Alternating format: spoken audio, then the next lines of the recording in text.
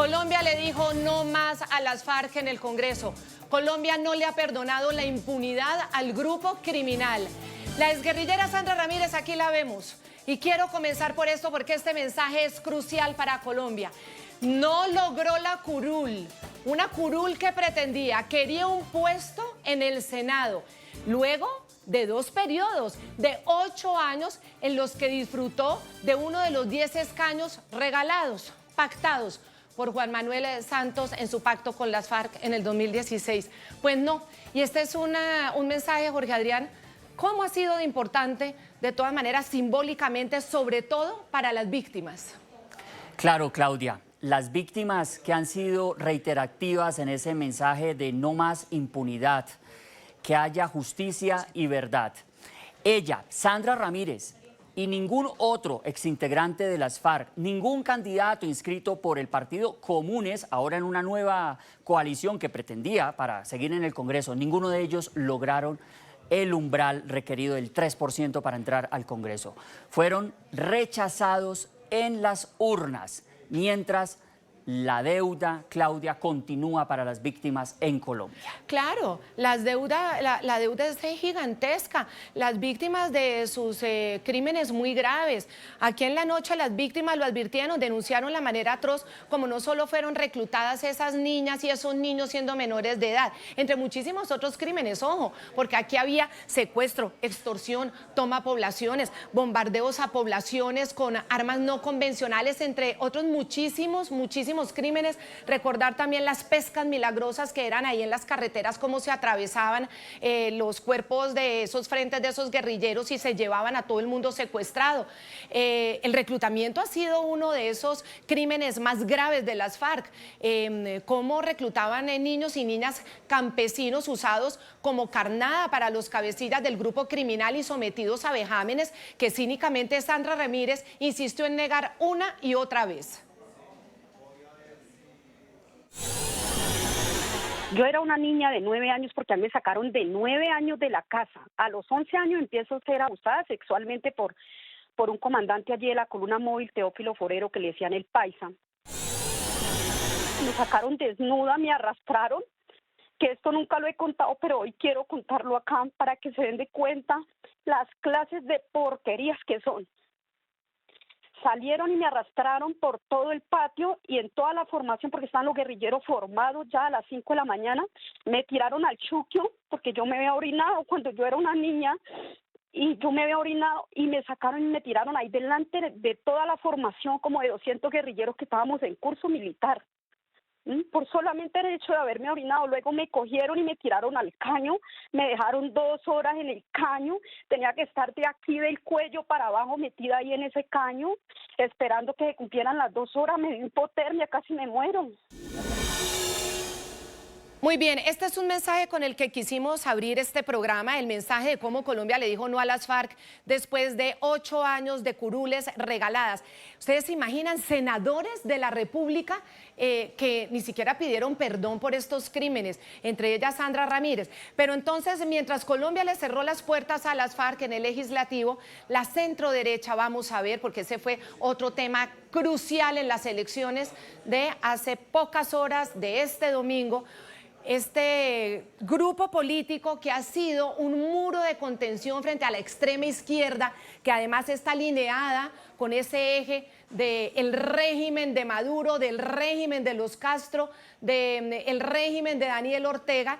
Este grupo político ha sido el muro de contención en Colombia, obtuvo una participación histórica en la consulta interpartidista para la escogencia de candidato presidencial.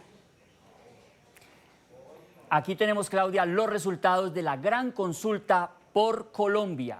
Fueron cerca de 6 millones de votos, una votación total de 5.857.395 votos.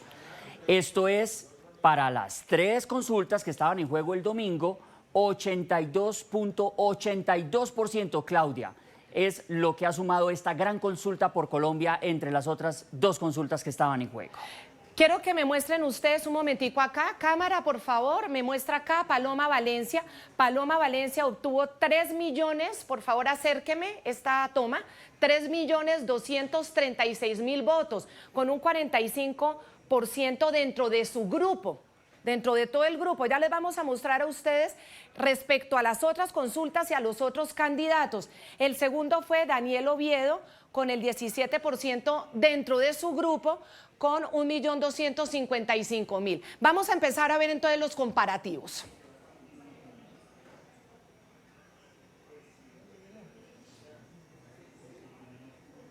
Muy bien, aquí tenemos a Paloma Valencia con el 82,82%. Grúa, por favor, regáleme aquí el número. El 82% entre todos los candidatos que fueron a una consulta. Fueron 3. El grupo de la derecha con el centro.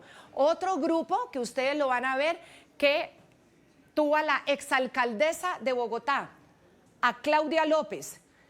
Realmente ella fue la gran ganadora dentro de su propia consulta, pero comparado con Paloma Valencia, obtuvo solamente 574.000 votos, miren ustedes, y apenas el 8,7% dentro de todos los candidatos que se presentaron a consulta, seguido por un político que muchos en su momento pensaron que le iba a ser contraparte a esa izquierda de Gustavo Petro, del oficialismo de Gustavo Petro, porque es oficialista. Le tocaría competir con el candidato de Petro, que es Cepeda, que ya ahora vamos a analizar esa consulta porque esa la hicieron el año pasado, no la hicieron ayer domingo. Aquí está Roy Barreras con 257.000 votos apenas. La gran ganadora, el fenómeno ayer fue Paloma Valencia. Paloma Valencia, mujer candidata a la presidencia de Colombia, que ha hecho parte de ese grupo político fundamental para hacerle frente no solamente al crimen organizado, no solamente a la extrema izquierda que ha sido afín a ese crimen organizado, sino también afín a esos regímenes totalitarios como el de Venezuela, el régimen chavista, madurista, que ha generado ese hub criminal en las Américas. Esta mujer y esta fuerza política en las consultas fue la gran ganadora en la elección del pasado 8 de marzo. Y aquí tenemos algunos apartes del discurso que dio Paloma Valencia anoche luego de este contundente triunfo. Ella, entre otras cosas, le agradeció al expresidente Álvaro Uribe todo el liderazgo de este sector político que ayer acudió a las urnas y prometió además acabar la denominada política de paz total del actual gobierno del presidente Gustavo Petro, porque dice ella que es una herencia muy mala la que deja este gobierno para los colombianos. Escuchen. Vamos a acabar con la paz total para imponer la seguridad total. Lo que este gobierno nos deja es una herencia funesta de desgobierno, es una bomba de tiempo que todo el tiempo está marcando los segundos para reventar las instituciones destruidas, los servicios sociales arrasados y el saqueo de la corrupción imparable en el gobierno más corrupto de la historia de Colombia. Una bomba de tiempo silenciosa en manos de corruptos que hoy gobiernan, que se han aliado con los asesinos, los narcotraficantes y que todo parece llevarnos a una complicidad horrible, oscura, un precipicio sin fondo.